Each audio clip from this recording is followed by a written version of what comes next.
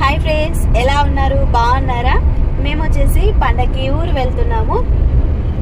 లవిత్, నేను, మా హస్బెండ్. వర్షిత్ వచ్చేసి ఎప్పుడు చూసినా బ్యాకే. వీడు ఒక్కడే వచ్చి ముందర కూర్చుంటాడు. నాకు రానడికి చూడాలి.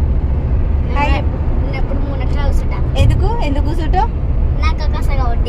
వాంతింగ్ వస్తుంది అనేసి వానికి ముందర కూర్చుంటారు అన్నట్టు.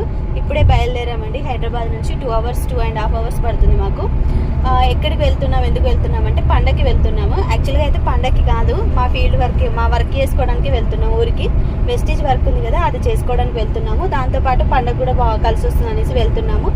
అండ్ ఇంకొక మెయిన్ రీజన్ ఏంటి అంటే, డాడీ వచ్చేసి ఉగాది తెల్లారే చనిపోయాడు. మీకు అందరికీ తెలుసు కదా ఫ్రెండ్స్.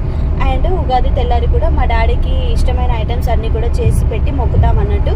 ఇంకా అన్నయ్య వాళ్ళు నేను లేకుండా చాలా ఫీల్ అవుతారు. అమ్మ అన్నయ్య ఇద్దరు బాగా ఏడుస్తారు.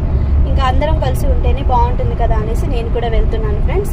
ఎవ్రీ ఇయర్ ఇంకా అడ్జస్ట్ చేసుకొని వెళ్తున్నాము. పోయిన సంవత్సరం కూడా అలానే, ఈ సంవత్సరం కూడా అలానే. అలాగే మాకు కొంచెం ఊర్లో కూడా వర్క్ ఉందండి. వెస్టేజ్కి సంబంధించింది, అగ్రికల్చర్కి సంబంధించిన వర్క్ ఉంది. అందుకోసం అందరం కలిసి వెళ్తున్నాము అండి. సో ఫ్రెండ్స్, మీరు కూడా పండగకి ఊరు వెళ్తున్నారా లేదా అనేది కమెంట్లో చెప్పండి.